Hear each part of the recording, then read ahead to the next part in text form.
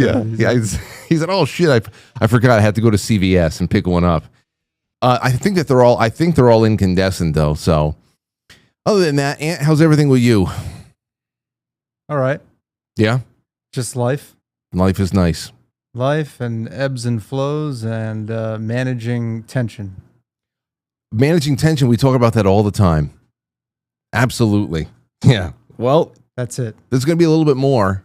I kept telling people about the updates of to this studio itself, like what's going to happen at the studio, because we had all that we had those days that we had to go to the town to hear about what they wanted to do, whether they want to tear the whole building down or whatever. And it doesn't seem like we're out of the woods yet, to be honest. But we're allowed to work a little bit more, and that's all that matters. But anyway, for the time being, I mean, it's on pause, at least to our knowledge. And even if it was something that they were actively pursuing, it would still take time to go through. So, it will. Who the hell knows? I know. don't know. I'm not attached to anything anymore. I'm not attached to anything. It's a good way to be, because we hated moving out of the first studio, which is where we met R.J. Williams, into this one, and it took a while for this one to feel like home, but doesn't mean that we can't do it again. And thankfully, our lines of work travels very well. But welcome to the show, everybody. This is The Brothers, episode 2. Yes. And I also just like to say that tonight we are on Rumble and also on QuiteFrankly.tv. But that's all you're going to find it live. And I just wanted to reach out and thank my sponsors for the show, who's also sponsoring tonight. That's Keto Brains. Really couldn't do it without Keto Brains. I want to give more of that out to people. So if you're interested to spike your coffee with something that doesn't have sugar in it, but it's just full of amazing cognition, not precognition, not yet, but cognitively boosting everything from the amino acids to the MCT. So that I needed that today, because I had a rough night last night. Why? I don't know. I woke up again at 2:00, and it was just every 45 minutes. It wasn't even hot. Don't have the air conditioners in. I wanted to see how long I could stretch it without the air conditioners. But it was a rough night. Then we had to go up and do a T-ball with Aurora today. Was it because it was hot? 2 nights ago was rough, because on the 3rd floor, it's like an oven. So somewhere around the middle of the night, I just got up and I brought myself down to the living room, and I laid on the floor under the ceiling fan, just because I knew I'd be able to crash out for about an hour and a half more. But that's whatever. Either way, just wanted to thank with the Keto Brains. And what I was going to say is that we're going to be giving out tonight. I'm going to take all of your super chats and I'm going to put them into the name picker. We're going to generate a name, a winner, and the winner is going to get a press copy of Anthony and I's band's 2017 album, the pressed album. And you know why this is a relic? Because there's no reason to press physical copies of anything anymore. And we're going to send this out, and also a full bag of Keto Brains. That's full bag. That's a $50 value right there if you're not using your Quite Frankly promo code, of course. But let's get into this, shall we? R.J. Williams. Is he with us? I think he's on with us right now. Let's bring him in. So R.J. appeared in the studio in 2012 to broadcast elements of his magic act. As he is, he has a penchant. Like I said, you're not going to get R.J. Williams to show up to a birthday party and just do, the balloon animals and all that stuff. He has a penchant for the bizarre and really incredible stunts, but also sleight of hand. He very, very psychic, gets the psychic element in there, mind tricks. Well, weeks after that very, very interesting night of broadcast in the first studio, news broke that RJ had a little bit of a problem on his hands. He had a run-in with the law because he had been robbing a chain of banks in New York City and was likely going to jail. Well, 13 years later, Anthony and I are finally able to sit here and catch up with RJ and ask all about all the questions that we always had, we needed answers for. And RJ, welcome back to the show. It's great to see you again, man. Hey, thanks for having me, guys. It's good to see you guys. Wonderful to see you, man. Yeah, welcome back. So, where do we even start? First of all, you look well. You still have your hair. That's great. It's gone up. Oh, just a little bit? I'm curious to see what the clip looks like and how far down it was. I know. I have some media from that night. And Anthony's here. Do you see Anthony all right? Mm-hmm. All right, good. Anthony can't see you What's just going yet. on? I'm trying to put this up on the screen for a little bit, but we'll get there. All right. So, RJ, before we get into anything else, let's start from the beginning. Let's talk about your act. So you are the sleight of hand, the mind tricks. What would you call the real crux of you as a performer? Where how would you classify yourself? I mean, magician would be the umbrella term. I span so many different types of magic. I do hypnosis, I do mind reading, sideshow. So that would be the real stuff like you saw on your show. Yeah. Yeah, I don't know. It's what I go for is, like you said, the balloon artist. I mean, I could do balloons, but I go for the real stuff. The stuff that looks real, the stuff that impacts the hardest. So it's what I do is supposed to leave you questioning whether what you saw is just a trick or not.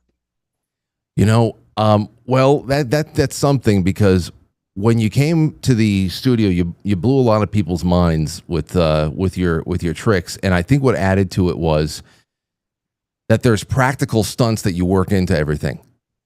So when you say I want to figure out the trick here, well, there really is no trick to you putting a bike spoke through your arm and it pops out the other end.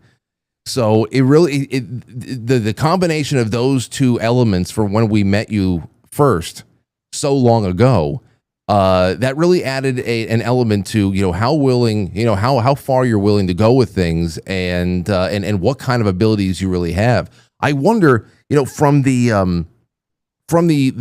end of how you can mess with a person's mind. Like, for example, if you're talking about numbers, if you're talking about anything that you can get inside their minds, what right there is your favorite thing to do when it comes to something that doesn't really need a lot of props or whatever? You're dealing with a person one-on-one and you want to freak them out a little bit. Yeah, I guess either the mind reading or the hypnosis, both of those just involve the same thing. Just as long as you can think, I can do something with you. Well, here's what we're going to do. Wait, Anthony, anytime you want to jump in, Sure. just go at it. And we have the light bulb eating tonight. I want to show everybody what's going on. First, April 24th, 2012. I've got a timestamp here. First thing we're going to do is go to, where the hell are we? Here, this is the practice run in 2012. Let's see here. Boom. All right. Can you see that all right? Hey, you see that hairline? I can see the hair. Oh, yeah. Well, it's all right, man. 13, I might go with your look in a bit. Good for you. Good for you. If I had that, I would still be slicking it back. I never did. All right, here we go. Oh, man. I'm ready.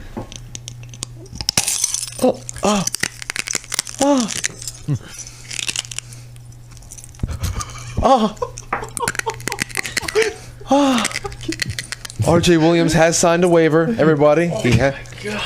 That's right. We made you sign a waiver when you came in because I was sure that you were going to open your mouth. It's going to be filled with blood, and everybody. Let everybody know when you came in this night. You already had a record for eating a light bulb, and what was that record at the time? It's about 32 seconds. It was 32 seconds after that night.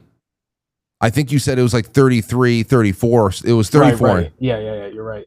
And so this was a test run. So you're not really doing it with much urgency here. You just wanted to show us. We inspected this light bulb. It's an incandescent bulb, and you just bit off the you bit off the metal end of it to get down into the crunchy end. And you actually made it look like it tasted pretty good. He's really doing this. Dude, the fucking crunch alone scares me. This is Sounds like Jaws when he's eating people. oh my god. It's like a fucking ice cream cone. I want it. Actually looks hungry. Oh my. This is the Jolly Rancher. Oh. now the worst part is when you would take your hand and force your jaw up to pulverize the glass. And actually use that to tell everybody at home that there is no trick to this. You actually just have to eat it, right? That's it. There's nothing to it but to do it. Okay, so but now if anybody else at home, what do you say to people who I don't know. I have a feeling that 9 out of 10 people would bite into a light bulb and they would cut their gums, they would cut their tongue. How the hell do you? Oh yeah, there is a system to it. I'm not saying there's a trick to it, but there's a system to it. If you do it improperly, it can cut up your mouth. You can swallow it improperly. I mean, have you ever had a chip that you bit the wrong way Oh yeah, or that you swallowed the wrong way? yeah.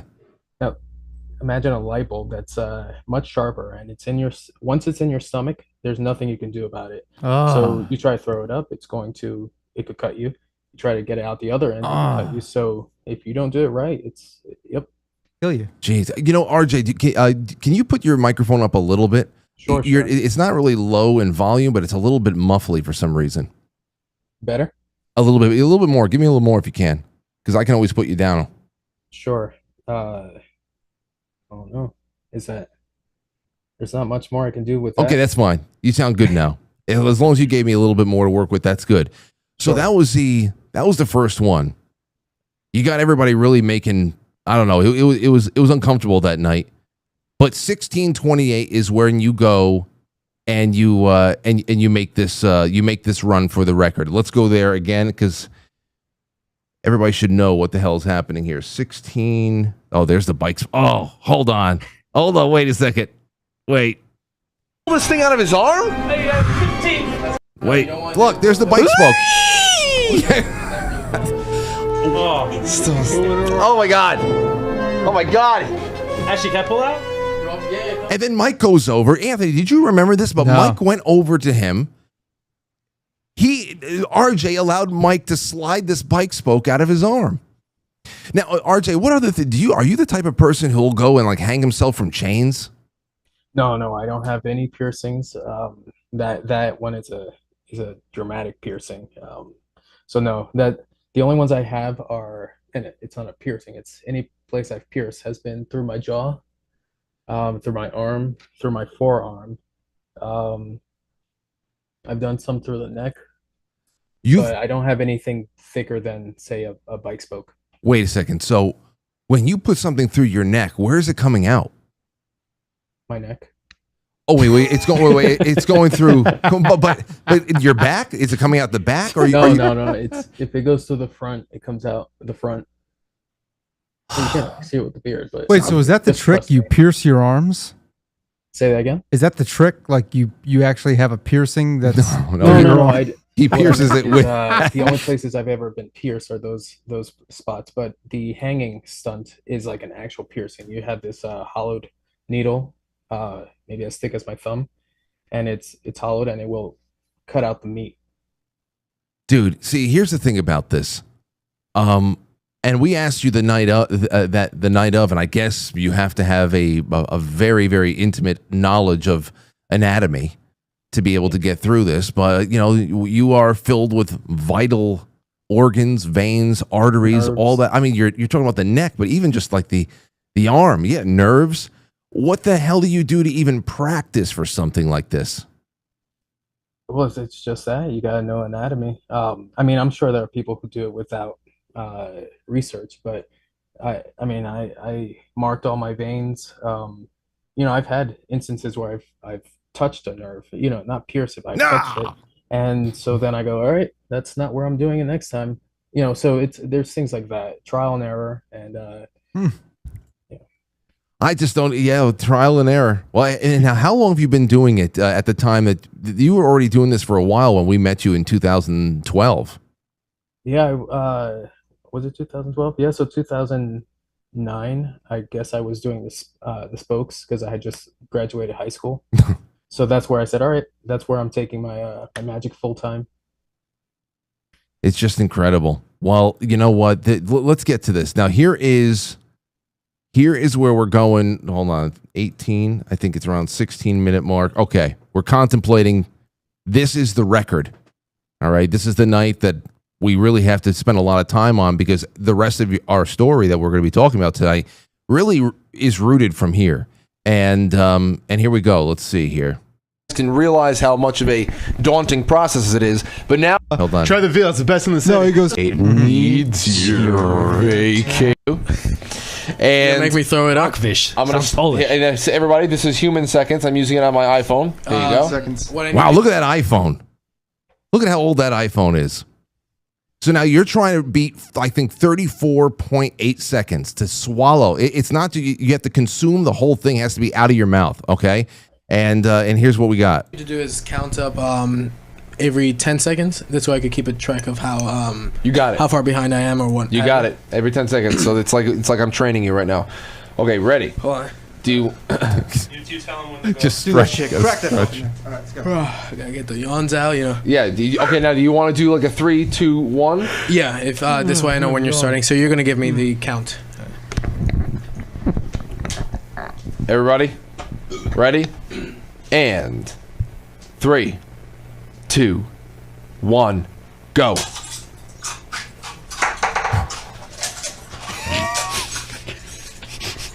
He's hungry, man. My man's eating his bowl. 10 seconds. Don't forget to put it out with your boots, Ted. Oh my god. Jesus Damn. fucking Get that thing on him. Get that microphone on him, Phil. 20 seconds. That's 20 seconds. I'm gonna call him Jaws from 007. Oh my god. Oh my god. Out. It's empty. 30, 3. It's empty. Oh, that was done? Yeah. You got it at 32 seconds, Holy dude. shit! You saw it here first. 32 seconds. Dude, I stopped it at beats his fucking 34.5. record. I stopped it at 34.5. Okay? Look where I ended up stopping it. He okay? beats his record. But I didn't stop it until after I realized that he was showing that his mouth was empty to the camera, which means that this is already beating your record by 0.3 seconds. You at least beat it by 2 seconds. This is a real band of brothers, Look at man. that. So everybody was, then we all started hugging and crying. It was just it was a very emotional night. So you guys were hugging and crying at the end when the cameras were off. You remember what happened at the end of the show? What happened? So Phil, the guy who's recording, had a gun there, and I said I would do a bullet catch, and you said, "Wait, why didn't you do it when the camera was rolling?" And we were so I walked by the window. I said, "Hey Phil, should I do it by the window? Maybe we should do it with the window open. Left hand, right hand? I'll do it with my left hand. I'm left-handed." And then we were going back and forth about is it going to be on 3, 2, 1, go, or on 3 or after go. Anyway, we'll talk about it during the intermission or during a break, because I gotta break down the details for you. Jeez, I don't remember at all. I don't remember. Oh yeah, you two, you and Anthony were were like hugging, like freaking out that something was gonna go what? wrong. Never. Nothing. There's nothing that would drive Anthony and I to embrace each other in fear. Well, there was a gun at the studio. Oh, geez. I'll tell you the This is part of details, your this is part of your mind tricks. No. Anyway, well, yeah, I do. We don't have to talk about that because I need my memory jogged, obviously. But listen, here's the big one here. That was essentially almost the end of the show. Mm-hmm. You came in at under 33 seconds, and then a couple of weeks later, it's like frantic within our circle of friends. Everybody's saying, "Yo, turn on so and so," or read this article. And there you are. I have an example of an article right here. It's absolutely hilarious if you ask me. Here is from the New York Post, June 7th. It's actually tonight. Mm-hmm. Most of the news reports that were published on your situation with the banks were all coming out 13 years ago today, which I think is pretty synchronistic. Oh, wow. Yeah. Lightbulb eating record holder charged in string of bank robberies. They actually said that? Yeah. Look at look at this picture. He's like maniacally jamming a light bulb into his mouth. You'll see when it pops up on the screen. Hold on, you'll see. I don't know where. Oh, that's on a delay. I'm going to try to get that up. Anthony's watching this on delay. Anyway, here's what we were looking at. First of all, what a dimwit. Lightbulb scarfing wannabe circus freak. What the hell? Wow. Jeez, that's harsh. My favorite line is when they say self-proclaimed magician, and it's like, no, I am a magician. I mean, you just obviously, Yeah. because I can't wait to know more about this. Anyway, Lightbulb scarfing wannabe circus freak has been busted for a 4-borough bank robbery spree. Must have been good at something. R.J. Williams, 22 at the time, who holds the world record of wolfing down a light bulb at a stomach-destroying 33 seconds. Now, you want to know what's hilarious for on our end, RJ? That obviously this is a very trying time in your life. This is a very tense time. You are being made to face decisions you are making and possible punishment and all that stuff. And obviously we're shocked because you were just in our studio not too long ago and we were wondering, wow, how did the timelines work out? Was he already knocking banks over while he came over to the studio? Was he still thinking about it? But at the same time, the first thing we could think was these sons of bitches at the New York Times and the New York Post and the why 33 seconds is not the record. It's 32 seconds. He did it on our show. Why aren't they talking about us? we were like, can we please just get a little bit here? So, yeah, we know it was probably really bad for you, but we were pissed off that nobody had the record correct and where you had broken it. But let's talk about this now.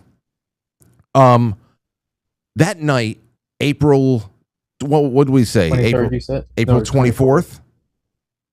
Hold on a second. It is April 24th, 2012.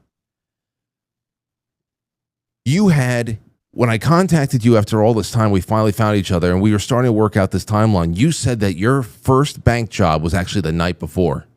Yep. Okay. Tell us about April 23rd. Actually, tell us about the weeks leading up to April 23rd. When do you make the decision that you are going to rob a bank? If I recall correctly, I thought about doing it on a Friday. If you could just speak up a little bit. Yeah. Sure, I'll hold it. So I think I was thinking about doing that on a Friday, and come Monday, if that's what the 24th was, is when I did it. So I said, all right, that's the plan. I'm going to research for the weekend, and I'm going to execute it first thing Monday morning, or whatever time it was. Wait a second. So you're saying that the day of the broadcast, that morning, you robbed a bank? No. The day before. So the day before I had done it, and then do you remember how I got on your show in the first place? Yeah, a mutual friend. Right. And what it was is he had called me with you guys around, and I thought it was just him, and he was asking me to remind him how to stick a needle through his hand. Yes. So, and then what it was is he said, by the way, I did it with these guys next to me. They wanted you to come on my show. So I'm sure that had to have been a couple of days or a week. So from the time that I heard about that, I hadn't yet done it. So between being told, hey, come to our show, and going to your show, that was the first bank. So what was the decision point? What was the motivation? Obviously, money has to be a part of it, No, but money what was not. was No. so was it just a technical challenge beating It was the same thing as a bike spoke or eating a light bulb. It was the fact that I know how to do it. I've done the research, and now it's, can I do it? How much money did you make over the course of all of your robberies? So they have me for 11 banks. Wow.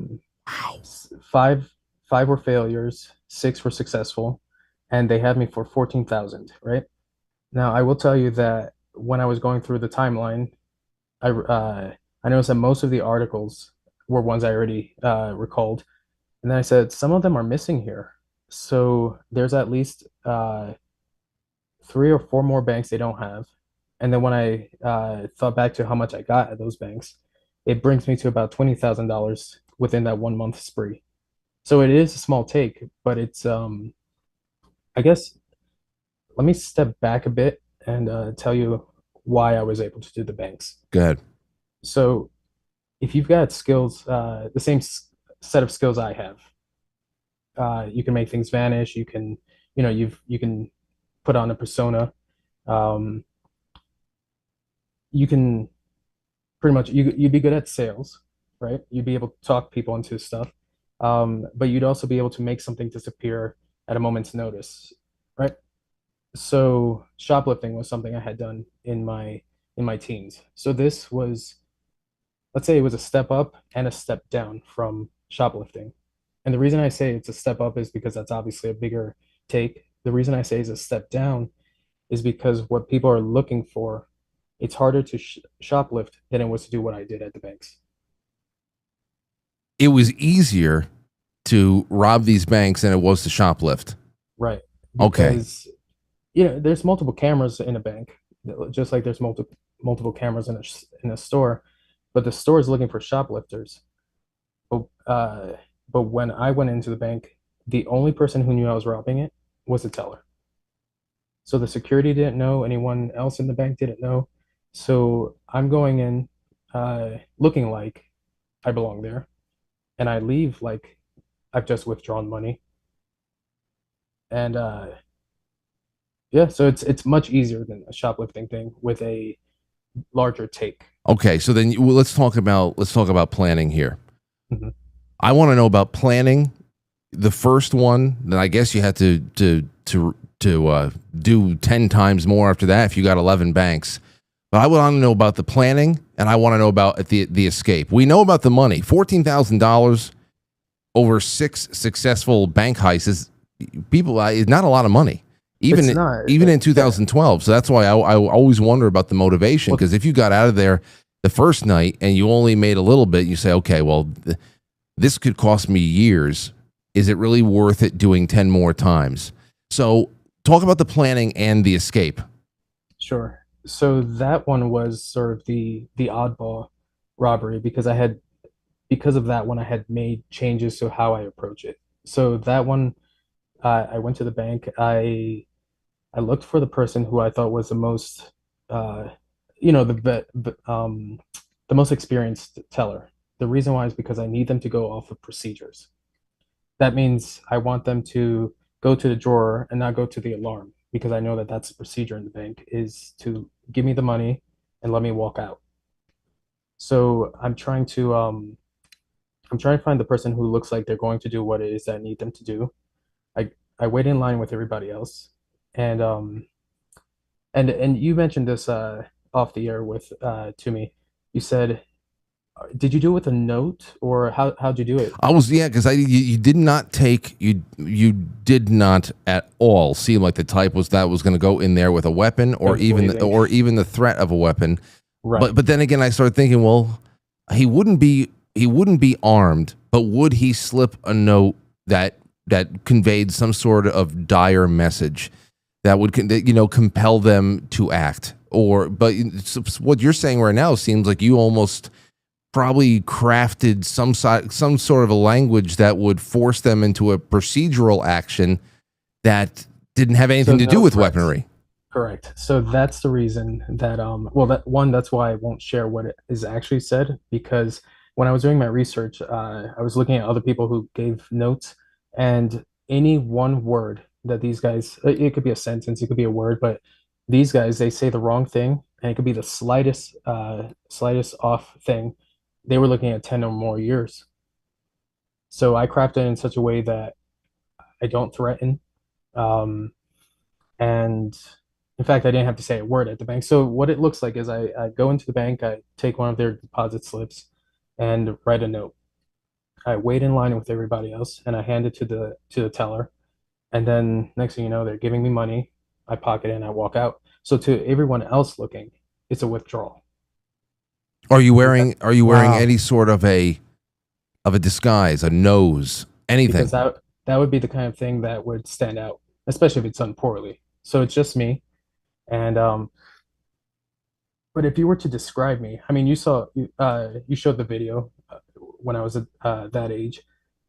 If you were to describe me, I'm Hispanic, average build, average height. So there's not really much that stands out, especially in New York. Beard, right? So if you were going to describe me to, if you were the teller describing me to someone, you're describing half of the area. What about cameras though? It's still 2012. There's cameras on every street corner in New York. Right, but they're not like they are today. So now it's high quality. Back then it decent, right? So but here's the thing that I know that the bank does, and this is why it's not such a big thing. So the bank isn't going to lock me in with everyone else to try to keep me there. The reason why is because if I was armed, anyone can sue the bank, and that costs the bank a lot more money. Oh, The money that they give me is insured, so they get that back immediately. So essentially, they're just handing off their evidence to the cops and let the cops do what they're going to do. see, you really did do your research. So that's why the small take is not such a.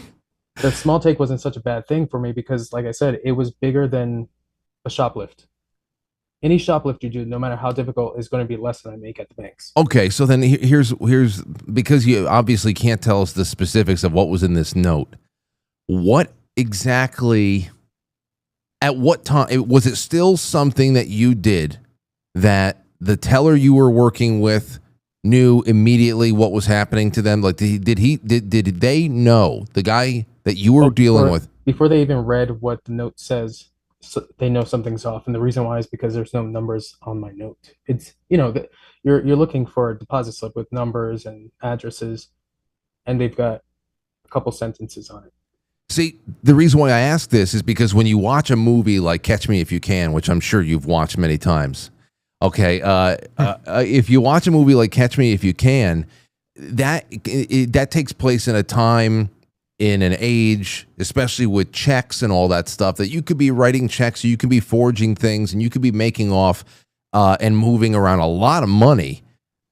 But it can still be weeks before somebody understands what's going on, just because of the nature of how analog everything was in society. But if you are going right there into the bank, you're writing this note out, and you even admit that whoever you were dealing with behind the counter knows that there's something happening, there's something is off, that you would imagine that this would get around. But you were able to pull this off 10 more times. So, but it did get around. There were some. So I have successes, I have failures, and I have non-events, right? And by non-events, it means I barely got to the teller and I walked out. And one of the non-events was I was gonna rob a bank, and I'm waiting in line, and the manager is going down each person in the line, right? Hey, how's it going? Do you need help with anything? That kind of thing. He gets to the guy right in front of me, and he asks him the same thing. And the guy that he stops at says, you know, it's funny because like yesterday, someone said I look like a bank robber, right? And the manager goes, there's been a string of bank robberies around here, and this is an area I've been doing bank robberies. And he goes, yeah, he's about your height, and this guy's about my height.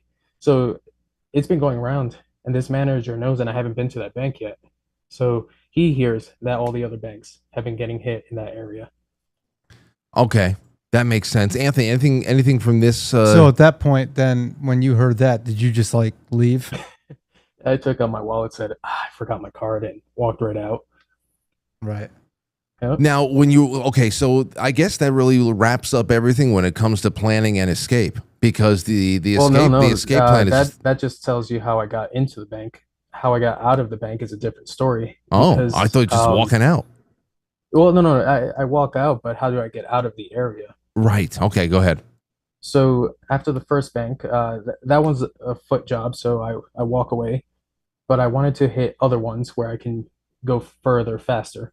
So I decided to take the train to a random stop, and unfortunately for me, because in Manhattan a lot of banks are outside of the train stations, so I'd go down to Brooklyn, and at the time I was living in Manhattan, so I go to Brooklyn, and I see the strip of banks, and that's what I would do is I'd go in, I'd rob the bank, and after the first bank, so the first bank I was just dressed normal. After that one, I said I'm going to stand out. What the reason I want to stand out is because that's what you're going to remember me by. So I might have a bright red hoodie or something like that, and then I'd walk out the bank, go to the right, and you're going to see me going to the right. So you're looking for the guy going that way. I go around the block, throw out the hoodie, and come back around in front of the bank, because you're not looking for the guy who's coming from the left. You're looking for the guy who just went to the right. Mm. So at that point, I'm back in front of the bank, and I cross the street to the subway, and I head home. Wow. Okay, so now 11 banks. 5 was successful or 6? Six. Well, six that they record me having. And like I said, there were 3 or 4 more they don't have me for. Um, that I know were successful because I had stories about them that I would, I told people I was doing the banks. My brother knew I was doing it. By the time I got arrested, 13 or 14 people had known I was doing it. Well, when we got word about you, all that we got, obviously, aside from all the puns that were being printed at the New York Post, all we got was that you finally got caught because you were going to double dip at a previous bank location. What was that the full story there? That's what happened at that one, and but that wasn't the first time I did that. So you did go back to the well in a couple locations then. Okay, well, talk. Okay, go ahead, please. I'm sorry. Yeah. The reason I went back is because it's sort of a thing where everyone knows that a bank robber should know not to go back to the same bank twice. So you're expecting they won't go back to the same bank twice. So when I do go back, and they see me, they go, "Oh, it's happening again." And that was the instance with one of the banks. I'm sorry. Oh, is that here he is? Well, no, there was one of the ones that wasn't recorded. I had done that. I had gone to the bank again, and I didn't even hand the note. By the time I got to the guy's window, he saw me coming. And he started putting money on the counter.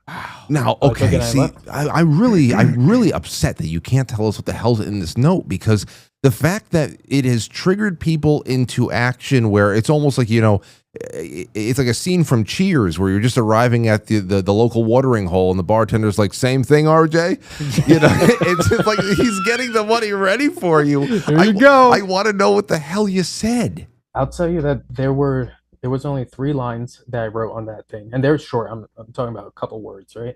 But I will tell you the 4th line that, as I was getting more comfortable with doing it, I added a 4th line because I realized I was leaving evidence behind. So the line was, "And give back this note."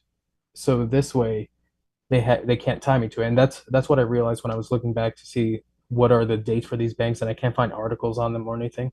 It's because those were the banks that they had given me back the note. So I guess they didn't tie me to those banks. That's well. I mean, we got the last line. This is almost like the very long, the ages old mystery now. The third secret of Fatima. Just want to know what the hell the third secret was. But let's just talk about arrest day then, because there's so much happening all at once, and now you're starting to become a little bit of a local celebrity. Obviously, everybody that is in banking in New York City, across the 5 boroughs, they must be sending each other memos, and they must be sending each other even blurry images from their CCTV cameras and all that other stuff. What does arrest day look like? And everything leading up to that, were you considering at that point stopping? Was this just an addiction at this? Did you have a money goal at that time? Because once you do it once, you say, "Okay, I beat the system. It's a magic trick in and of itself, and I'm proud of myself." But I mean, does the motivation morph at all over the time? Yeah, I got bored of doing banks. It got so easy that I said, "Well, where's the challenge in this?" So the last bank that I did was going to be the last bank I did, regardless whether it was successful or not. And that's because, so that was June 6th. June 7th is where you hear about it. June 5th was my birthday. So I said, "Happy birthday," by the way. Oh yeah, happy birthday. Thanks. So what it was is I said, "Okay, June 5th, I'm now 22. Let me do one more so I could say I was a bank robber between 21 and 22. So I was just going to do that last bank. And I said, "Why not go to a bank that gave me a good take," right? That was a $5,000 bank, right? Now it's, again, it's not a huge amount, but that's one of the higher amounts that I've gotten. For a 22-year-old kid, though, too. For less than 3 minutes. Yeah. So I go back there and I start writing the note, and I hear one of the tellers on the phone. So it's not on the PA system. Excuse me. It's not on the PA system. It's just her talking really loud saying, we're being robbed. The guy who was here on Thursday is back. And so I just take the note, pocket it, and I leave.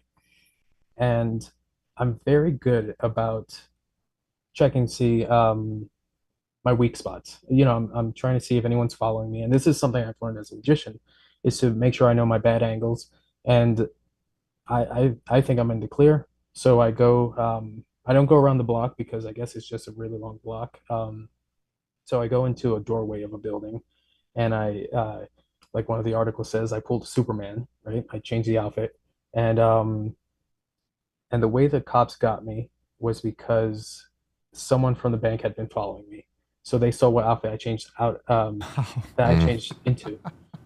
And then the other thing was when the cops pulled up, I guess I wasn't sure how to react, because the hard thing is to react surprised when you're not surprised, or any sort of off emotion. So if you're feeling happy, it's hard to It's act true. sad.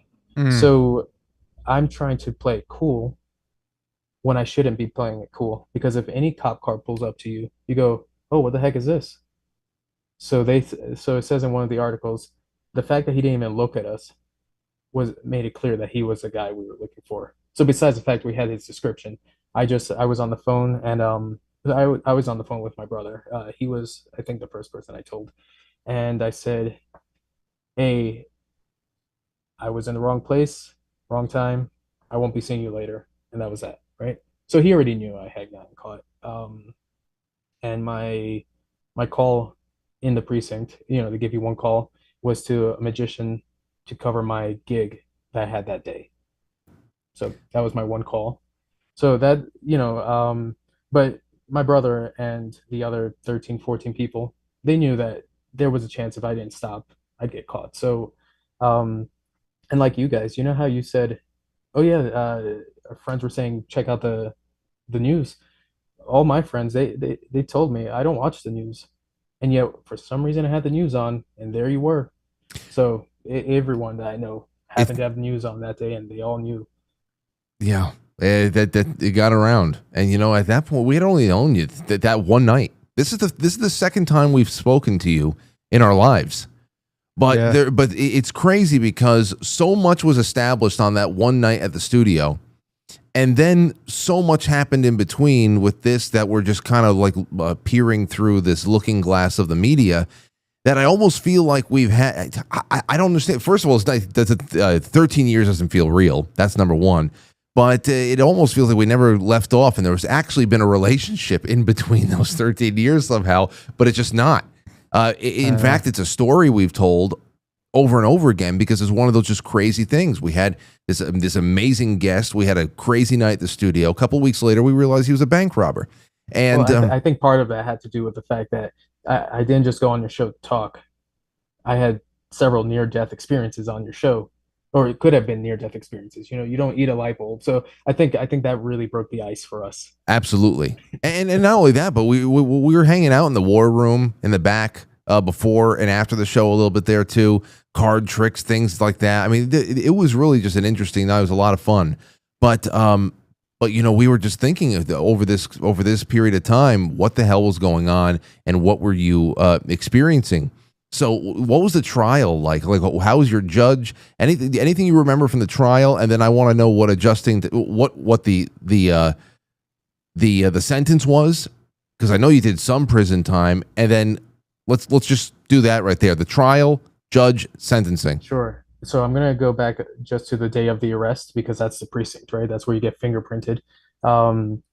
So pretty much I figured if I get caught, I'm not gonna deny it and I'm not gonna run, because if they catch me, they catch me, right? So they have me in the room. They read my Miranda rights, and then they say, "Okay, here's a picture. Is that you?" "Yep, that's me." "Is this your note?" Right? They have a photocopy of it. "Yep, that's my note." And we did this with every bank. So after that, they said, "Okay, so what was it?" Because at this point, I told them I was a magician, right? And they said, "What was this, a publicity stunt?" I said, "No, just because I could do it." And we sat there. We watched some of my YouTube videos I had up, and Did you watch the episode of your? no, it was just whatever. Damn it! Whatever came up when I typed my name. So maybe you didn't have the right SEO for it. So, Yeah. but yeah, no, we had a blast. They laughed. I guess I showed a couple tricks or something. Um, anyway, so I get to the arraignment, and they're reading the charges. So you get a bank in the Bronx, you get a bank in uh, two banks in Manhattan, two banks in Queens, this many in Brooklyn. So as they're reading it, the people in the seats are going, "Whoa, what? Whoa, whoa!" Because it's so many banks, and the judge pretty much had to tell them to quiet down or they get kicked out. So the judge said, you've got this note here from the arresting officers to release you ROR, right? That's release on your own recognizance, and but we can't do that. And the reason why, and so this is the arresting officer saying, yeah, let him go. He's not a flight risk, is because I was breaking news that day, and they said that would look really bad if we let a bank robber back out on the street after being breaking news. So that was that. What else? No, and then the rest is me just sitting there in county for about a year before I get sentenced. So, and I could tell you stories in between, but that's pretty much what it was. So you were in custody for a year before you even I, sentenced. before I was sentenced, and that was well, I had a lousy lawyer the first time. The second one, he was trying to play an angle that I said, no, you could do that with someone else, right? He wanted to do an insanity plea, and I said, okay. And if we do that and I fail, right, we lose this trial. He wanted to take it to trial. I said, what am I looking at? And he goes, oh, you're looking at like 15 plus years. Jeez. So I said, no, let's just take the sentence they gave me, right? And And I'll what tell you was what the that? sentence. So it was it was 2 to 6 years. So so they could let me out at 2, and then I could do the rest on parole. And that's what I ended up doing. I ended up doing under 2 years. And part of that was because I did a boot camp for nonviolent offenders. Interesting. I'm that leads us right to my next question because I'm thinking about you. I'm thinking about how happy-go-lucky and kind of squirrely you are. Like if you came in to my courtroom and it's like this guy knocked over 11 banks, and I don't know, he's just kind of fun. So I never thought that you were going to get a lot of time, but obviously you're not going to get away without anything. So. Right. Under 2 years because you actually help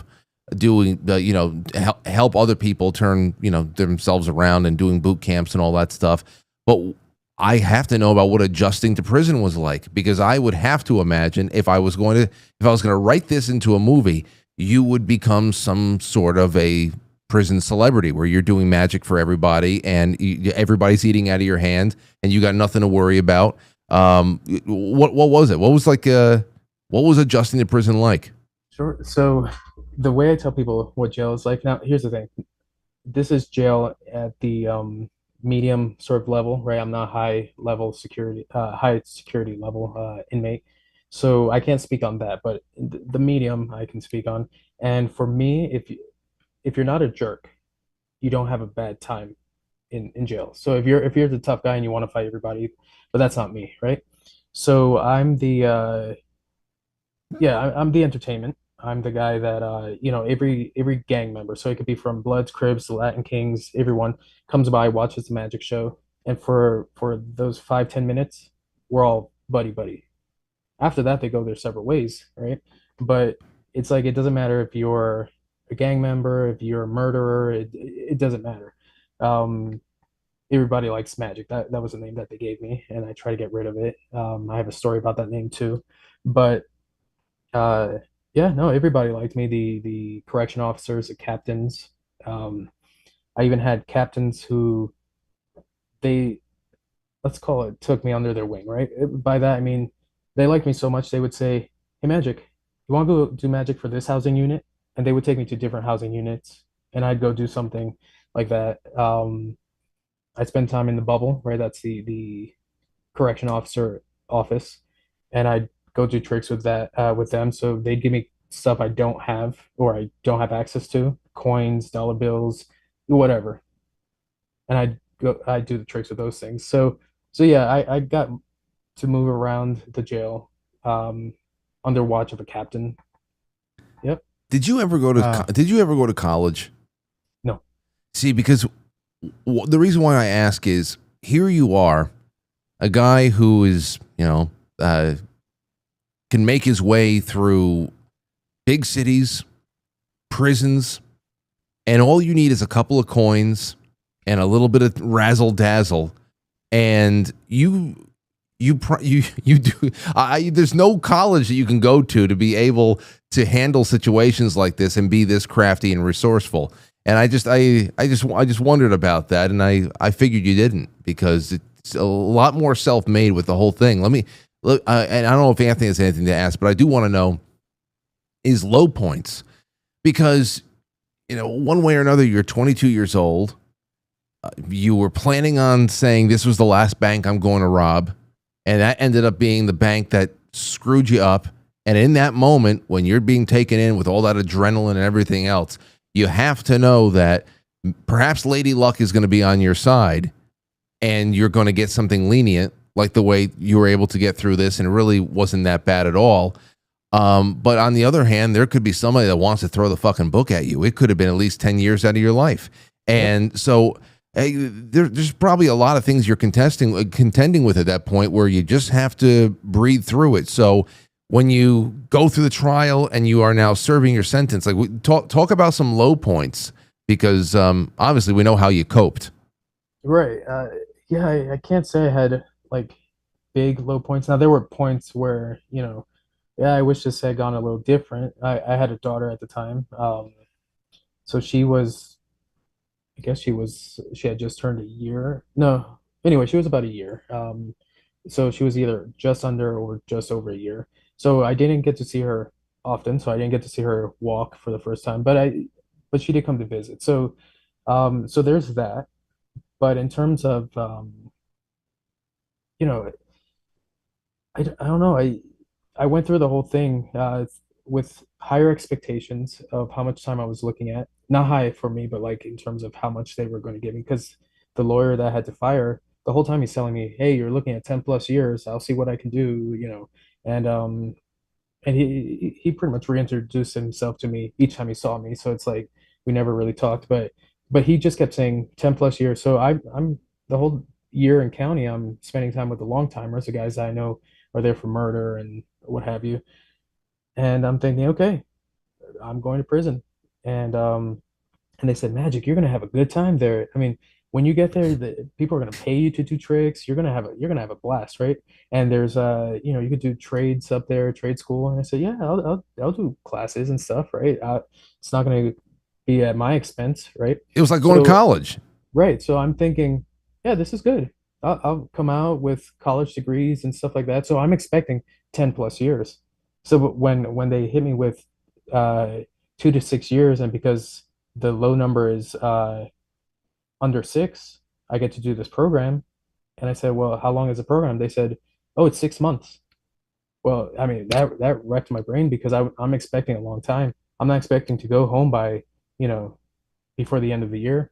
So, um, yeah, so it wasn't hard. I didn't have a lot of low points. I had days where I was bored out of my mind. Mhm. You're in a cell, and but besides that, I mean, everyone liked me. Correction officers were going home, showing their kids my YouTube videos.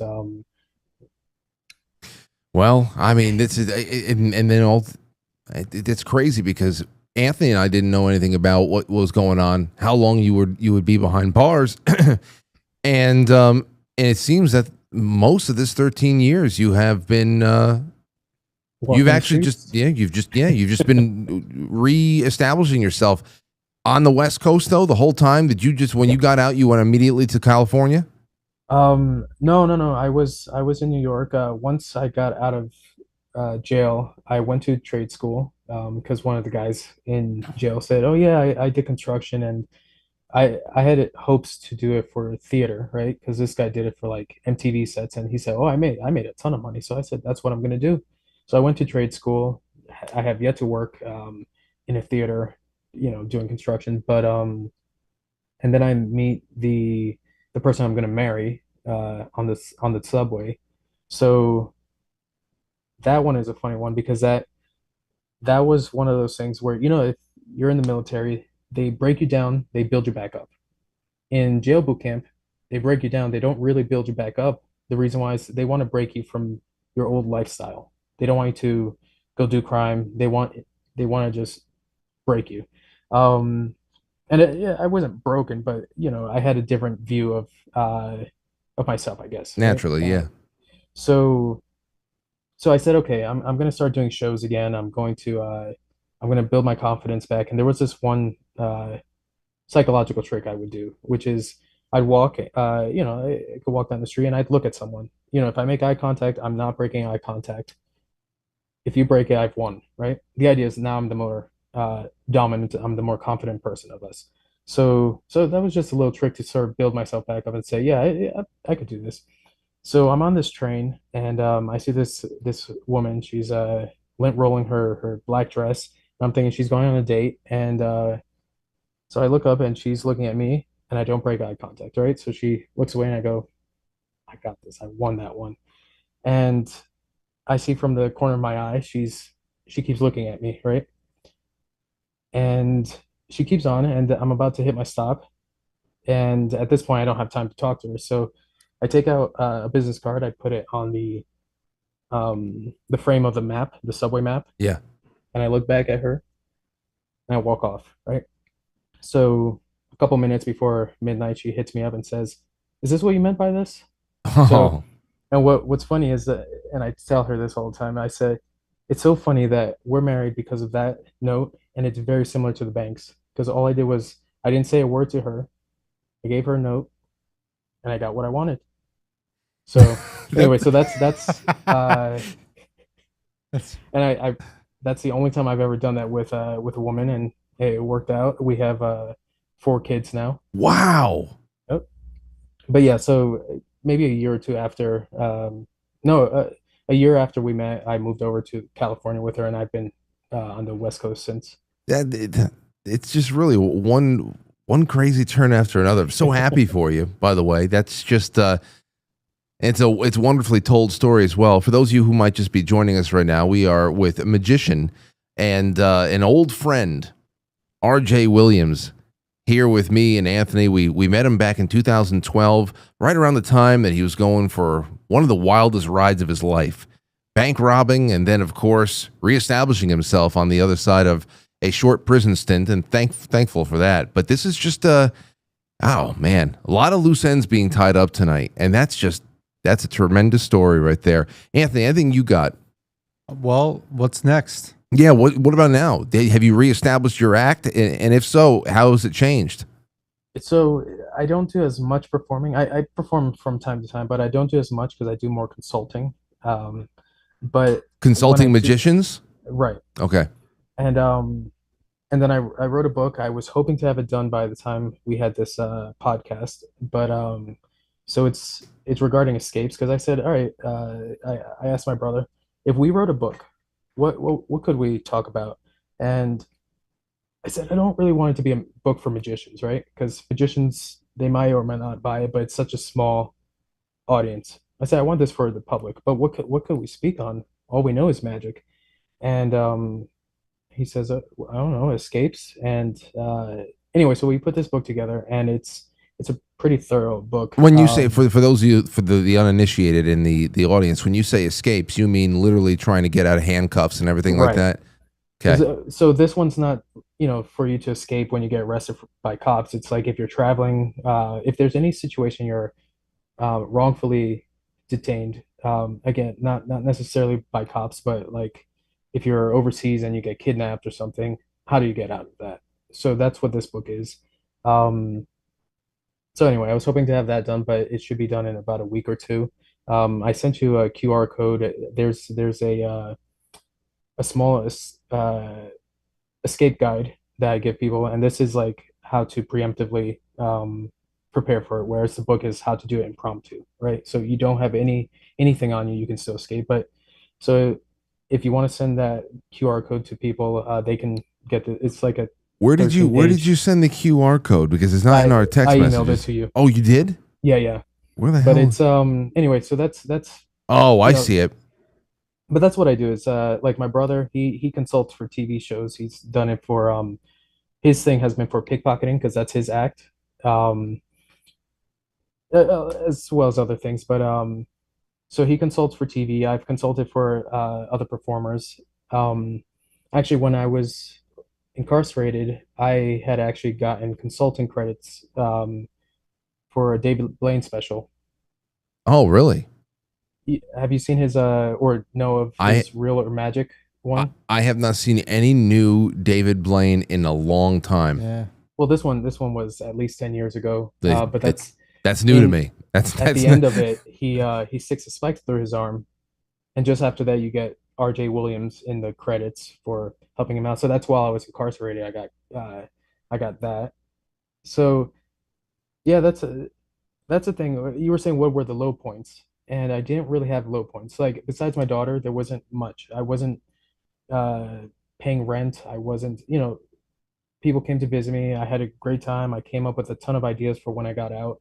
So, um, I think the issue was from high school and on, I got away with too much, and I think that was a problem. So by the time I got out of jail, you had officers saying, "Man, if I wasn't on this side of the law, that's what I would do." That kind of thing. So you don't get too many people frowning at me robbing banks, eating light bulbs. It's like, well, again, your methodology is something that makes it very hard for somebody to really want to see you fail and not get back up on your feet.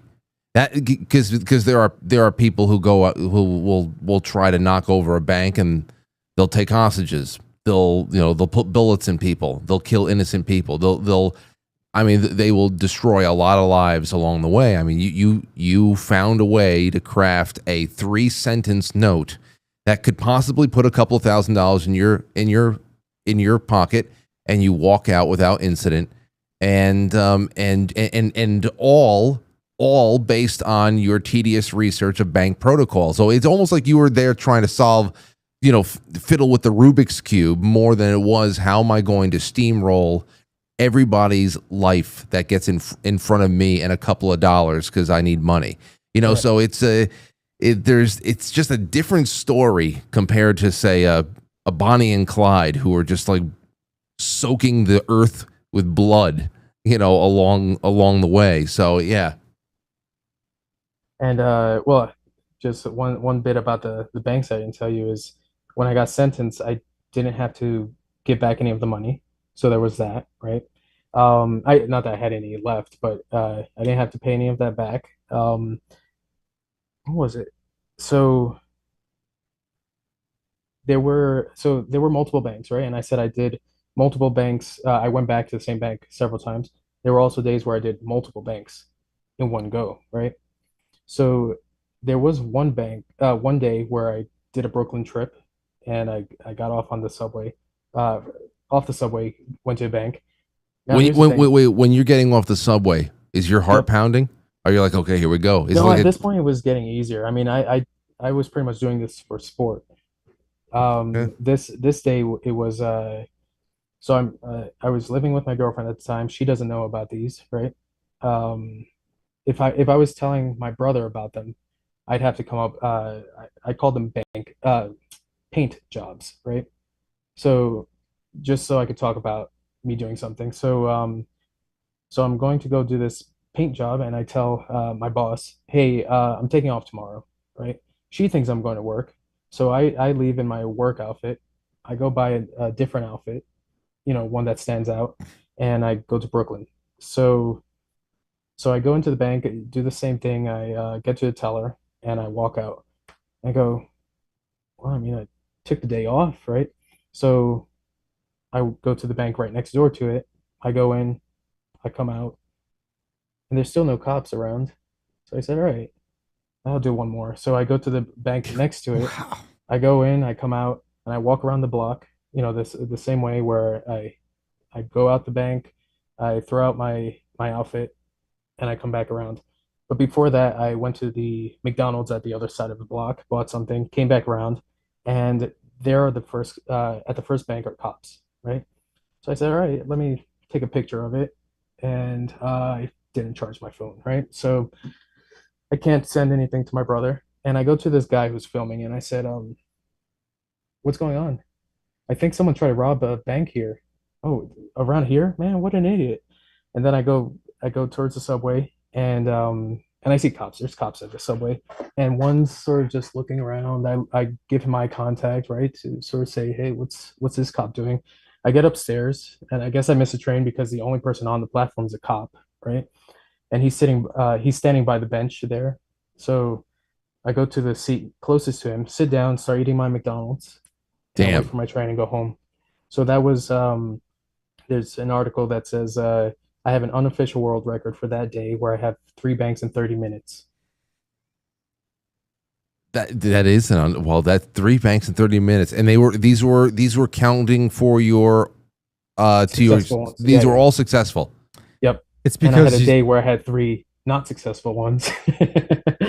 And I mean, I win some, I lose some, but the thing that I always left with was a story, and I'd be able to tell my brother or any of these people that I told about the banks, and they go, "Man, that sucks."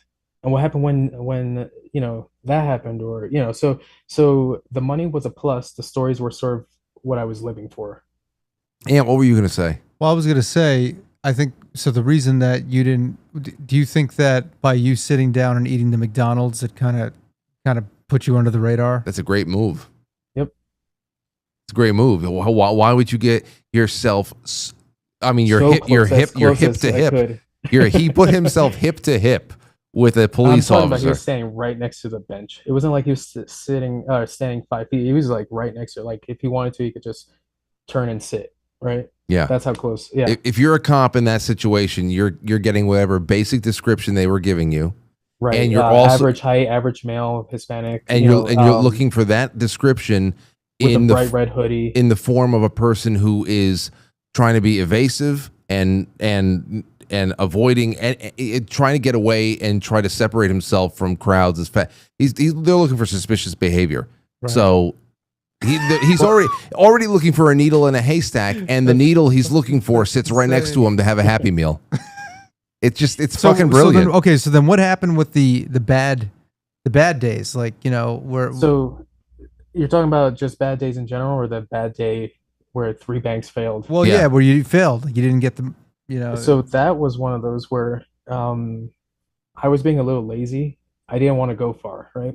What it was is so this was, I guess it was a Saturday or something, because my buddy from high school says, "Hey, you want to hang out today?" I said, "Yeah, sure. You want me to go up there, or you come down here?" And he goes, I'll drive down to you." So I know I have a half hour, right? So I said, "Okay, what am I going to do for a half hour?" So I go to banks around where I'm living. So I go a couple blocks down, and I hit a bank, and this woman is she's looking at the note. She looks at me, she looks at the note, and she starts reaching under the table. And then she goes to the next desk under the table, and I'm going, man, she can't be any more obvious, Uh-oh. right, that she's hitting all these silent alarms. So I leave, and so I get out, and there's this car. It's got these tinted windows. It's got this huge antenna on the back. And I go, yeah, that's obviously a cop, right? So I'm walking, and it's going slower than traffic. So, like I don't know. This day, everyone's being obvious.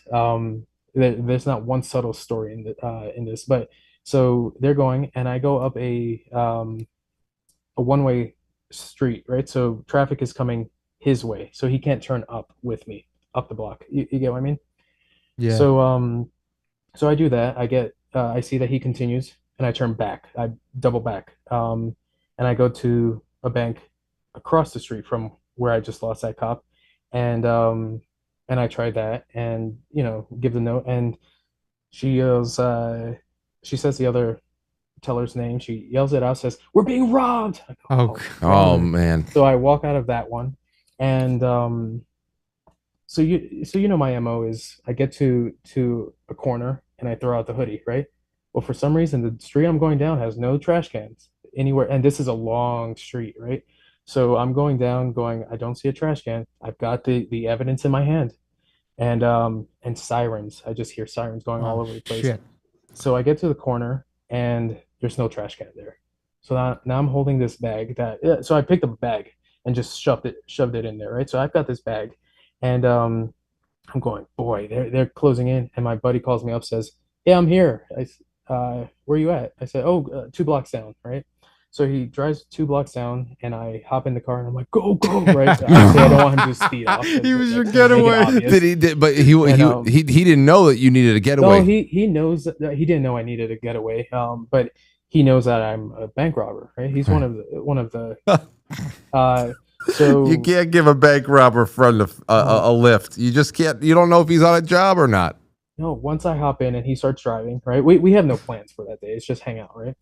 Cops are passing by him. I'm like, oh boy, that was so close. So he goes, all right, what do you want to do? I said, I don't know. What do you want to do? He goes, oh, I'll go to my friend's house up here. I said, yeah, I'll hang out with them. And hey, do me a favor, could you drop me off by that McDonald's right there? I know the area, right? And I said, yeah, I'll meet up with you later. So whether he knows I'm doing it or not, he knows I just tried to rob two, right? Right. So he probably suspects I'm going to try a third, but meet up with me afterwards, right? Whatever. So anyway, so I go to this bank and He did a third. yeah, Holy so shit. so I give the note, right? And I'll tell you one more line that the note says, right? So this is half the note at this point that you have, right? It says large bills only because one of the times I robbed a bank, they gave me a stack of ones and fives. So I said, oh, never again. I want large bills this time, right? So it says large bills on it, and the person looks at the note, says, we don't have large bills, right? It says, hold on. It goes back, comes back and says, yeah, my manager's looking for some. Oh, Well, I know what's happening. You're trying to get me in trouble. So I gave her a look and I walk out, right? The look was like, But did you take the note with you though? no, she and I wrote, give back this note. They had this, they kept this one. Funny thing is, when I was looking to see what banks, what banks I had gone to, what dates and stuff, that bank is closed now. So I don't know, maybe it's because all these robbers said, well, we're gonna close you, shut you guys down or something. Well, But they're but closed now. that's the other crazy thing that we retrospectively put all together. That just as a local tri-state area New York thing, I mean, there was a lot of just coverage of banks that were getting hit up. Because obviously they weren't low key events. Police were being called, the locals were being alerted to it, so the press caught wind, and it was one of those things where okay, it's New York City, it's crime, it's a big city, there's always going to be crime, and somebody's always going to try to knock off a bank, liquor store, whatever the hell it is, and it was just crazy for us because. Then once you got arrested and we learned about the scope of what your work was, we realized that all of, between April and June, I mean, that's 3 months of.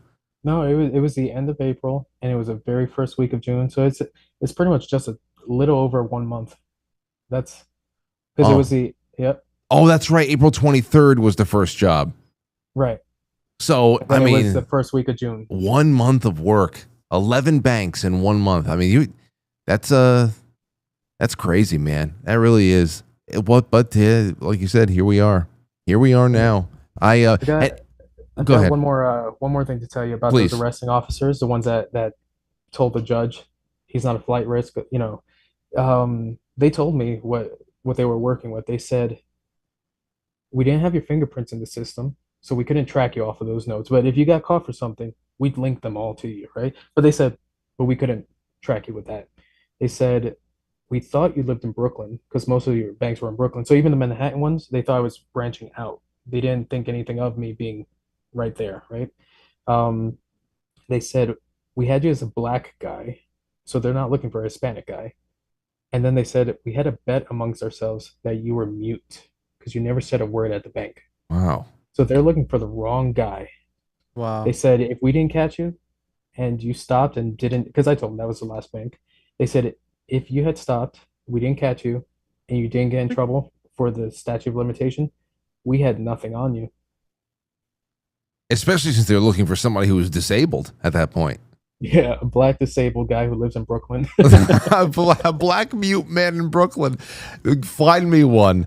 Oh man, that's just incredible. Okay, well listen, I'm happy you're back, and I don't know. I told you off air. I said I would love to find a way to get you to come here in September for the 5th and the 6th to just walk around the studio for the VIP event, to be at the Capitol Theater for our event on the 6th, to do a set, then just to carouse with people in the. I would love to make that happen. Maybe we can figure that out over the course of the summer.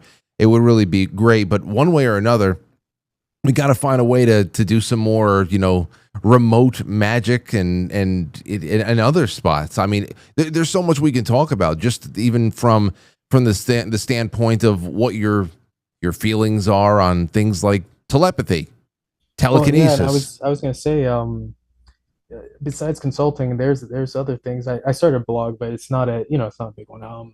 But the name of the blog is Examine Everything, right? Because the idea is I'm one of those guys that I take on something, I research it, I figure out how to do it. Um, so that's definitely something that I want to hit you up on because I've been watching your podcast to sort of see, what your audience is like now. And by the way, congrats on the success, Frank and Anthony. Your channel, man, that's blown up since I've seen you. So congrats both of you. Oh yeah, thank you. But yeah, no, your audience for sure, or the stuff that you cover, Frank, is the kind of stuff that I'd love to sit down and discuss those things with you. That would be great. So yeah. No, that would be truly great. And I whenever your book comes out, I mean, I put this up. Where the hell is it? There's the free escape guide. I got I've got your QR code on the screen, so people take a snap of it. But whenever the book comes out, you just let me know, and I will. First of all, we'll feature it in the Quite Frankly newsletter, and maybe you can actually even write a blog to accompany the release of the book, and to kind of tie in the talk we had tonight. So I'll definitely let everybody know about that book, because the fact that it's an escape book that is for the layman and not for fellow, you're not just trying to reach your peers. No, and none of these are trick ones. These are ones like I'm talking about. You're strip searched, right? You have nothing on you. You can still escape. It's out of what is it? Rope, zip ties, duct tape, handcuffs, chains, locks. So Okay. No, that would be wonderful. There's that. Other than that, the way I would love to end tonight is to get back to a little bit more of your act, and that is the light bulb. Do you happen to have an incandescent light bulb you can eat right now? yeah, I initially the lamp that's lighting up this room, I said, "Oh, that's the light bulb," and then I thought, "Oh boy, I need that one." So I found one. It's not. Wait.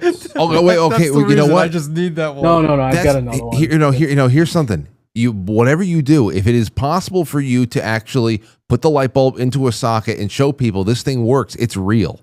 Yeah, turn it on. If you can turn it on, that would go a long way. So this one's not super bright because it was the only other light bulb I had lying around. I So gotta see it is. I gotta go. Oh, hold on. There we go. There you go. There we go. Turning on. So it's a bit blurred, but you get the idea. Yeah.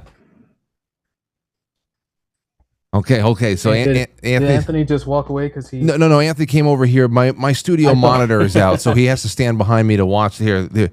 I thought he was just not going to have it again after last time. See, okay, so I'm not gonna time it.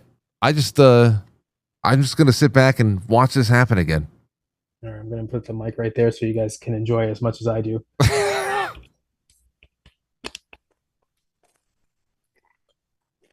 It broke. Get rid of that metal.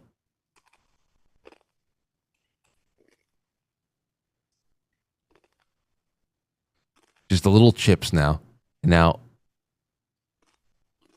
good golly. Sounds like a cat eating kibble. Yeah, and there's stuffing.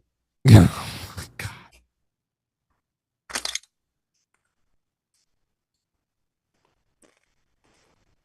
God. There's the water.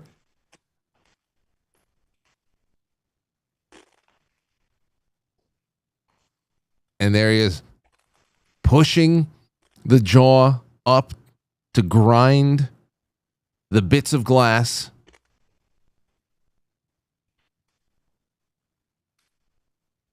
Oh yeah, look at that. Oh, You saw it? I did. That's the first time I ever saw it. There's a little bit of a cut there. Well, it's been so Wow. long since I've done it. Wow. But Wait. oh, one thing I want to say about that stunt though is I'm taking my time with this one, but when I do the world records,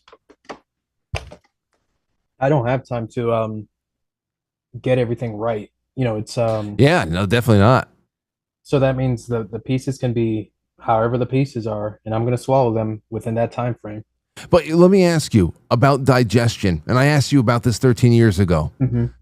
And I'll probably give you the same answer. Yeah, you said there's a series. There's a way to do it, so that you're not, things are not caught up in there. Is it just about grinding it down as much as you can? I don't know. Are you shitting? Not Are you for the world shitting? records. You shitting glitter? Do you shit glitter If I afterwards? fart, you hear wind chimes kind of thing. I something like that. No, no, I mean, I have no idea what it does. It just cuts right through the system. It's just crazy. And what about the biggest light bulb you've ever eaten? Have you eaten one of those, one of the fluorescent light bulbs from like a Subway? You know, the long one. Pretty much the size of a shoe, I guess, right? Would be more or less like a spotlight bulb. So I had applied to go work for this haunted house, and so this was in Jersey, and I pretty much had the job. They said we pretty much had you come out here so we could see you do something, but we wanted you to do it. So I ate a light bulb, and so this was on a farm, right? So the guy had a corn maze, and the year before was super successful. He's now bought another one. So this guy's doing really well with his haunted house. So it's a farmer, and his son comes by and says, "I heard you ate a light bulb. Uh, could you do it again?" I said, "Yeah, I could do it again." He goes, "Can you do it with any bulb?" "Sure, I could do it with any bulb." He goes, "If I bring you one, will you eat it?" Because I guess he was thinking this was a sugar bulb or something. And he comes back with this huge spotlight, right? And I said, "You want me to eat Are you that?" talking He about goes, like a halogen light for like a floodlight for a backyard? Right, right. It's it's like a long, narrow one, but it's yeah, it's like this long. I get you. Okay. And and I said, "You want me to eat that?" He goes, "I mean, if you could, I don't want to like mess you up." I said, "No, I'd love to, right? Because I've only had these guys." And so so this glass is much thicker than any bulb I've had, and I'm there like just eating away, and it takes me 5 minutes to eat the whole thing. People are sitting there for 5 minutes watching me eat this bulb. So yeah, Oh, that's the biggest one I've had. Jeez, I'm telling you, man. That's just like I don't know. I don't know how you do it. Now, obviously, you say it's been a long time, but you ate 2 light bulbs for us all those years ago, and I mean, it was I. If it weren't for us being able to inspect the bulb, I would have thought it would be like candy glass or something. The way that it just went down, it was pulverized and went down so cleanly and did not affect you at all. But there's so much more that we got to do. It was great, great getting caught up with you. I'm sure it was the same for Anthony. Yeah, Anthony, man, anything else absolutely. you want to ask him before he no, goes? no, that's it. It was great. It was great to catch up. So let me know when the book comes out, and let's talk off air because I love to just have you on to just analyze things. I mean, you are an illusionist, so when it comes to even just media, when it comes to whatever you have, your research has brought you to other areas and how the world is. The world is divvied up, and the things that were shown. We just did for a film club. We just did The Prestige. Oh That- yeah, no, that was an excellent breakdown. I had my brother watch that one too. I love that movie so much, and when you really think about the messages it sends you, it goes But far. at what cost? At what cost? But have That's you me with the considered? banks, right? That's it. Yeah. Have you considered the cost? Because you weren't making yourself rich. I mean, you had plenty of McDonald's money, that's for sure. But what was the cost? I don't know. Even that you turn lemons into lemonade. So let's see where it all goes from here. And before we go, something for you to think about for when we talk next, because I started to realize from your previous guest that you're a Roman Catholic, right? Mm-hmm. So religion's one of those that I think would be an interesting one because I did examine the Bible. I read through it 3 times, right? So just so you know, my wife is a pastor's daughter, right? So when we got married, I told her, I figured because I'm a skeptic. I said, well, if we're gonna be together forever, we're gonna be on the same page, right? So I was an atheist, and I said, all right, I'm gonna know this Bible better than any other Christian I know.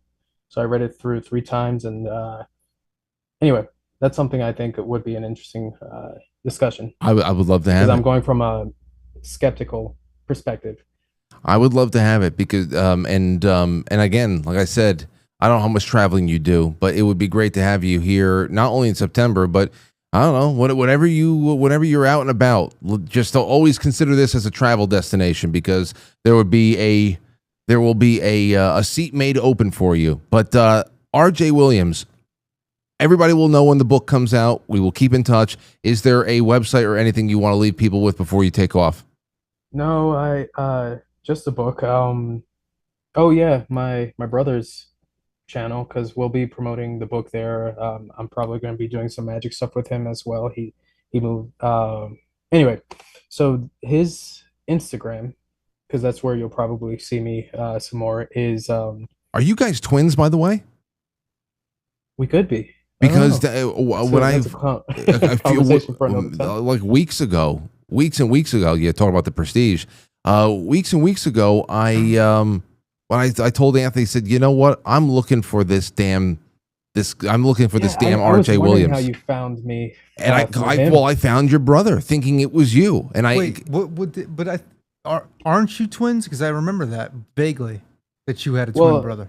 I mean, what we tell people is that our moms are twins. So, take that with a grain of salt. But yeah, but The Prestige is one of his favorite magic films, and the teleportation was one of those things. I'm not going to go into a long thing about it, but just so you know, we had spent all of our high school time. So high school was a big time where we were really fine-tuning our craft, and we looked different. That's how I knew I could grow a beard, was we were looking significantly different so that we could pull off the teleporting man effect. And I told him a couple of years ago, I don't need you for that. He goes, what do you mean? I said, oh, I know how I could do it by myself, right? He says, with someone else? I said, no, no, no, just me. I can be here and then be over here by myself. And this could be across state lines. Could be across countries. Yep. you figured out how to do the teleporting man And he was mad. He without your said, twin. he said, so we wasted all that time and you could do it by yourself. So maybe off air, I'll tell you a little bit about that one. Well, I'm gonna have to see it. But don't tell me about it. I'm gonna have to see it performed. I mean, I'm such a big fan of the movie. The fact that you're actually living it with an actual twin, and now you're telling him, "I think I can do it without you." Well, shit. Nikola Tesla has entered the chat. All right, man. Well, listen, RJ, it's been wonderful to hang out with you again. Thank you for gracing us on this Saturday night. A story that we've been waiting to hear for a long time, and I'm glad we did it. Yeah, me too. Thank you for having me. All right, brother. Have a Absolutely. great night. I'll send all the best to your family. Will do. Have a Thanks. good one, man. All righty. You too. Congrats again, both of you. Thank you. Thanks. Dude. Congratulations to you. Be well. Okay. Wow. Wow, Amp. It's a long time. You know, it's funny. I've never, ever, it makes a lot of sense. And everything that I had assumed has been confirmed because I never thought it was anything that was violent or implied violence. And I was patient. Said one day we'll get a little bit more inside baseball on this one, and man, that was very satisfying. Very satisfying. Yeah. I mean, it's right in line. Actually, it's a perfect extension of that night. Actually, just like the way that if you were to write the story, if that was like some kind of movie or something, that is 100% like in line with the way his personality was that night, how that all unfolded. It's just matured, and you think about what he's gone through, and essentially, prison became like a trade school for him, like college. Well, everybody says, I'm going to college, going to figure things out. He essentially went to college And he got a better education than most people that actually go to a 4-year undergraduate school did. Because he's I get the feeling that the cops are really impressed with him. yeah. Like when he's like when he leaves the room, he's showed out in chains and stuff like that. The cops that stand behind are just like, damn. He's a good kid. Damn, this guy is awesome.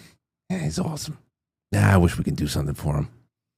I don't know. I'm gonna call so and so. The cops were the super bad cops. Yeah, that's exactly what I'm thinking about. I'm thinking about like R.J. Williams is like McLovin, and it's like super bad. Oh, you know, You'll meet her. You'll Talk meet about her. their wife. You'll meet Talk my about wife. his wife. Don't worry. I can already see where this relationship's going. You'll meet her.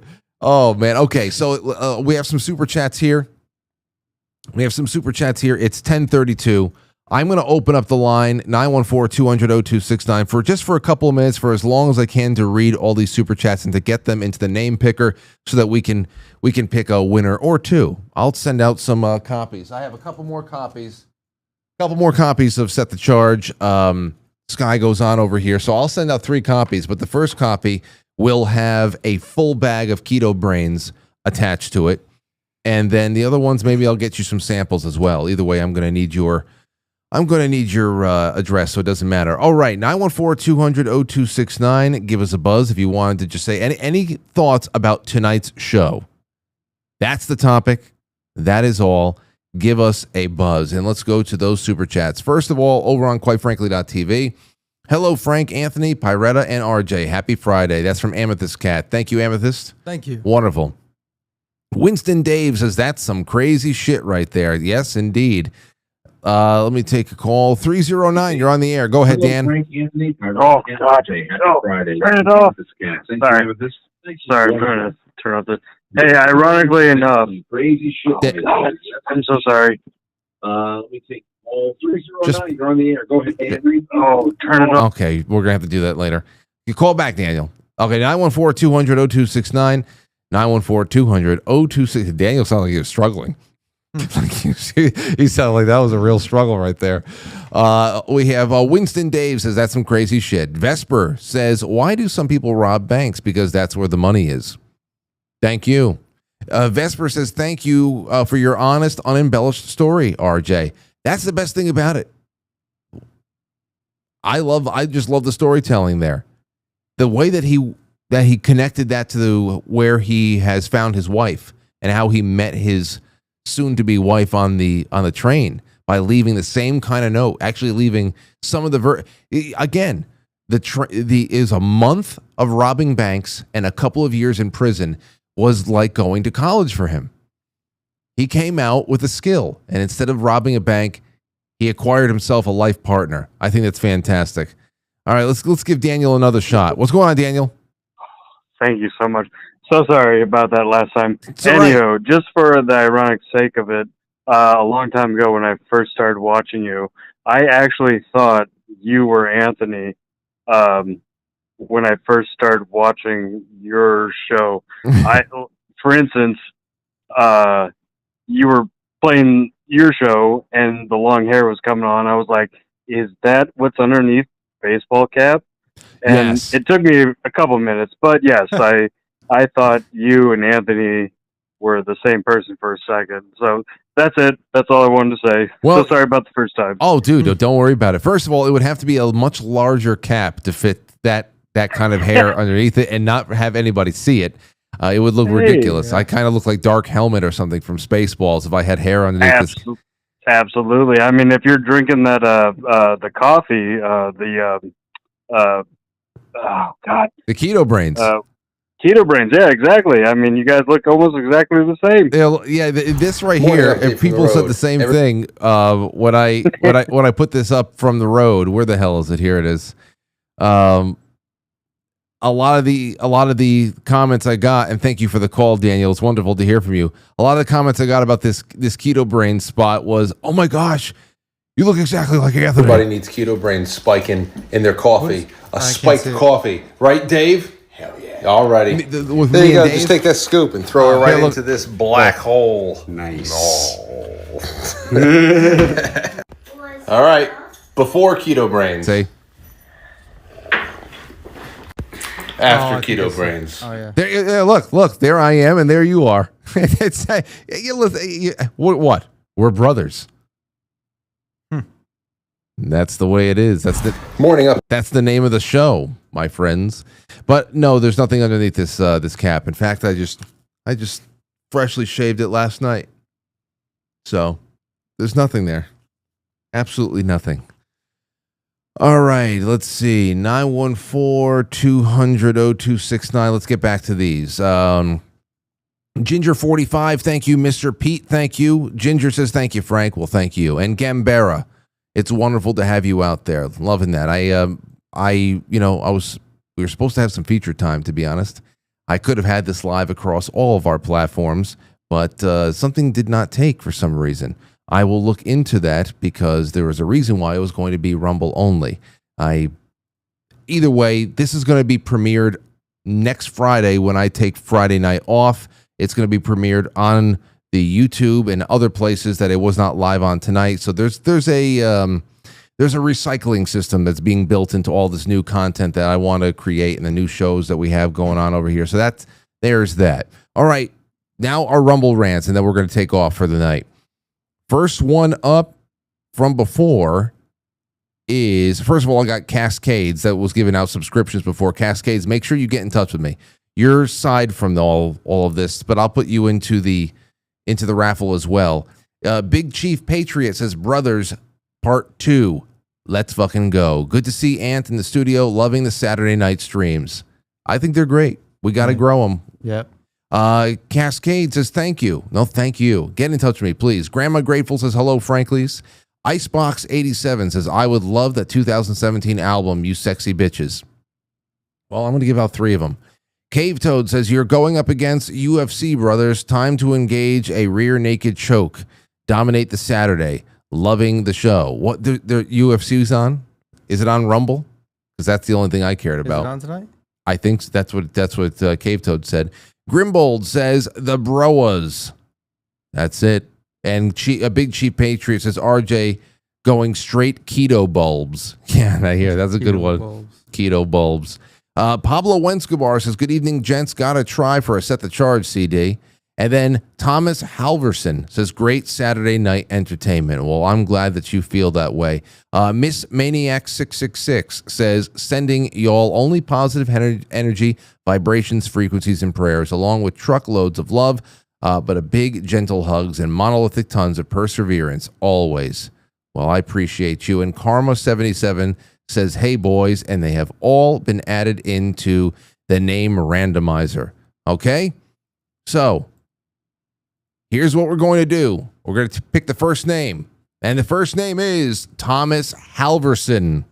Thomas Halverson has won Set the Charge, Sky Goes On, Nice. and a bag of keto brains. Who's the next one? Icebox87 is getting Set the Charge, and I'll get you some samples of keto brains and maybe some stickers as well. And let's get a third one. Big Chief Patriot. There you have it. Set the Charge.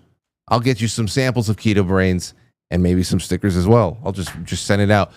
You guys and gals have got to email me though. Frank@quitefrankly.tv.